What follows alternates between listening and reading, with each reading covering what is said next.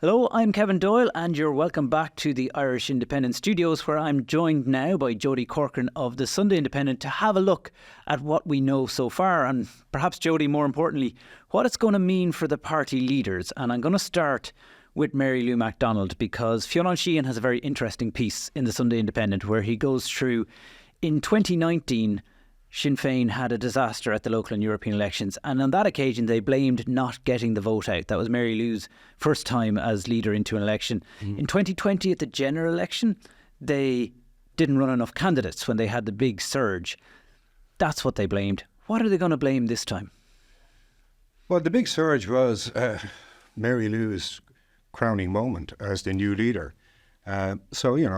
She owned that great success for Sinn Fein. She's got to own this, what looks like, and we're only going on tallies here, but it looks like a very poor performance by Sinn Fein.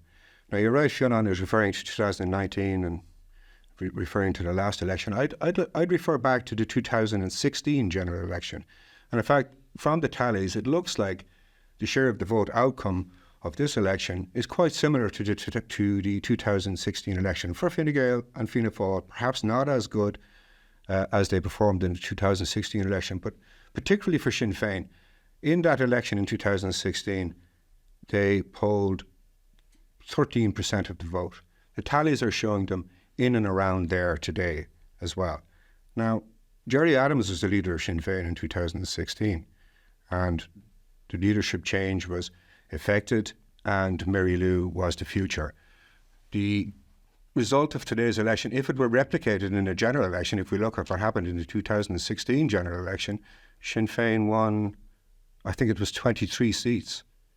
Okay, so even if they perform a little better, they're facing, if they replicate this result in a general election, and I think that general election is coming sooner rather than later, they're facing losing a lot of seats here. So it's a disastrous day, really, for Sinn Féin and for Mary Lou. Well, elections always have winners and losers. Now, Fine Gael and Fianna Fáil are going to lose seats. There's no doubt about that. But governments expect that in these elections. And if you go back a few months ago, they were probably expecting much, much bigger losses. They didn't expect certainly to be going head-to-head for topping the poll. Simon Harris, has that made a huge difference, or could Fine Gael have got this result anyway? Well, look, we'll never know. I mean, like, I'm talking about 2016 elections, and I'm talking about today's election, but every election is different. But, there is no doubt that Simon Harris brought huge energy and impetus into Fine Gael and into the government parties. I'm of a view that Fianna Fáil to some extent and the Greens to some extent also have Simon Harris to thank here for lifting all of those coalition votes together. Fianna Fáil did quite well today. The Greens did a lot better than expected.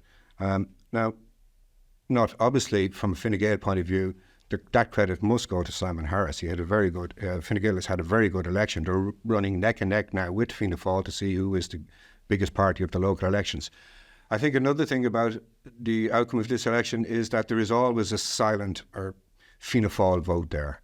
Like, in the opinion polls, Fianna Fáil was anywhere between 16 at one point, 17% and 20%. If they came in at 16 or 17%, they were facing losing 150 local councillors. Now, that's not going to happen. So Fianna Fáil and Micheál Martin will be very happy with the outcome. And Simon Harris, I think, will be probably the happiest of all of the coalition leaders. What about independence, Jody? Because there's been a huge amount of talk about immigration, and it was being said that this was an immigration election. Now, I've been looking at who's in the running for those seats. Not a huge amount of those candidates who ran on a purely anti-immigration platform are actually in play. There's Derek Bly in Cork, there's Malachy Steenson in Dublin, maybe Gavin Pepper in Dublin. So some of those particularly loud, existing on Twitter in a lot of ways, people, very few of them are actually in the running. Yeah, and look, they may pick up a few seats. I think it was Leo Varadkar today, you mentioned him earlier, made a point that 5 Fine Gael candidates who are immigration candidates, who are suppose pro-immigration candidates, will be elected. And I think he made some comment that it's giving 5 fingers to the far right. His argument was that there are more candidates of an immigrant background elected than there will be warriors, as he called them, who were against immigration. Yeah, but isn't that very interesting? You know, at a time when we're looking at, say, since the Dublin riots and before, we were looking at a lot of talk about the rise of the far right. And we certainly saw it on the streets, and there's certainly a lot of noise was made. But, and there may be, minimal breakthrough electorally, but,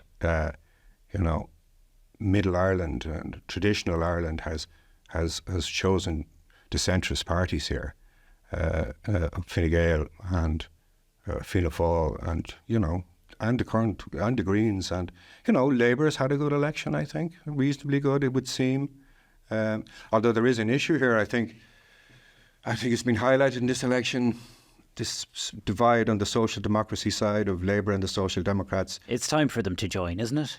Yeah, it could be a viable alternative on these figures. A viable alternative. They could have won a lot more seats. I think, and it depends how transfer patterns go. I know Eamon Riordan is in the race still, and he may well get a good transfer from the Social Democrat candidate Sinead Gibney.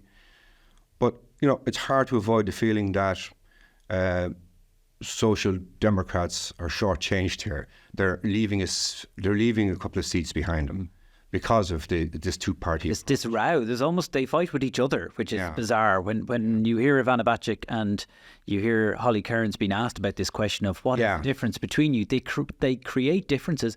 Ivana Bacik and Holly Cairns as joint leaders, which Social Democrats had before, it's not a wild idea. No, it's happened before. Joint leaders in the Social Democrats. Look, I think Labour is more open to it. I think Holly Cairns isn't. I think there is an issue here within the Social Democrats of, after the crash, after the austerity government of which Labour was a part, can Labour be trusted? Look, we've come a long way. We're 10 to 15 years on from that. I think, and I did read somewhere on the Independent blog today that there are signs that Labour has been forgiven for that. I think that's true. I think they had a good candidate in Eamon Riordan. I think he lifted their vote in Dublin, generally. So I think this has been a reasonable election for Labour. Look, it's very early days. We've just seen the tallies. But the issue of the future of Labour and the Social Democrats is going to come sharply into focus, I think, ahead of the general election, but I don't think anything's going to happen. I think both parties are going to run separately in the general election. Well, after that general election, I think this is up for a serious discussion at that point. Well, the question is, there isn't a huge amount of time for any of the parties to change course now between an election. Micheál Martin said he's still adamant that it should be next February or March. I know that from my sources, Simon Harris was in a bunker today looking at all the results coming in and assessing who would be the best new councillors to put on his election tickets. And there is real speculation now, talking to people quietly. One Fianna Fáil minister said to me, it'll be this year. The question is, who'll say it first? Yeah.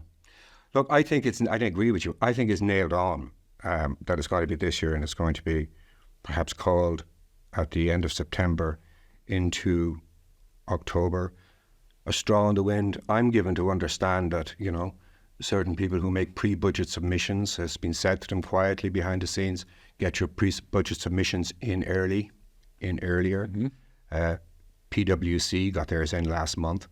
Are they being told something? Can we expect an earlier budget? And can we expect a general election?